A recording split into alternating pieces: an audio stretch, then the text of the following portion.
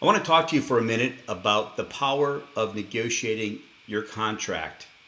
And I want to talk about the top three mistakes that agents are making when negotiating for their buyers. So, the first mistake I want to talk about is putting all your cards on the table.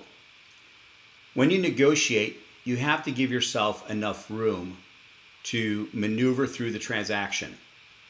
In other words, if the most important thing to your buyer is terms, closing dates, having to sell another property, I would give yourself enough room on the closing time that you can back it up or extend it and not be stuck in it. So one of the things that people are looking at when they're presenting the offer to the seller is the terms of a close date. And depending on their motivation, sometimes a quick close date isn't going to get you much more money off the price, and a longer close date will make them stay in there with more additional holding cost.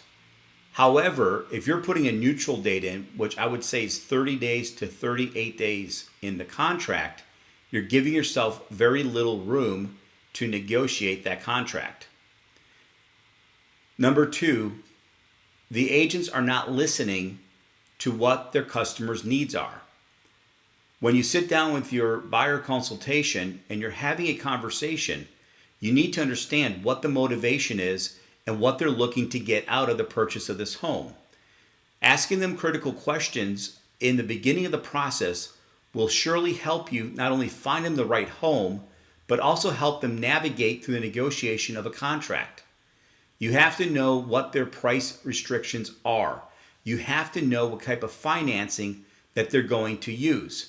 And if they're going to use cash, you surely need to know how liquid that cash is. I recently spoke to an agent who wrote up a contract for cash and thought they could steal the property if they had a very short terms of close time. So the contract was written at 90% of list price with a quick close of 15 days and 5 days in order to do the inspection. And what happened was the buyer did not read the contract. The agent did not explain the contract, and the contract was accepted. However, the buyer could not liquidate the funds fast enough to meet the 15-day closing, and he needed 45 days to liquidate the cash. You have to listen. Number three is explaining the contract to the consumer. When you're dealing with a buyer, you have to explain every aspect of that contract. There is a lot of moving parts. And when things go south, they may not know that they've already agreed to mediate instead of going to court. And it's interesting as a broker because I get agents calling saying, hey, we're going to take you to court if this doesn't happen. Well, apparently you didn't listen to or read the contract for your client because you can't go right to court. You have to use a mediator. It's in the contract. So know the contract inside and out. It's the tool that we use the most in our business. The same thing holds true for a listing agreement. Know what the ins and outs are. Know what the verbiage is. Know why somebody would want to change it. It's never good to change a contract. If you're practicing law, you're going to get in trouble unless you're licensed in the state of Florida.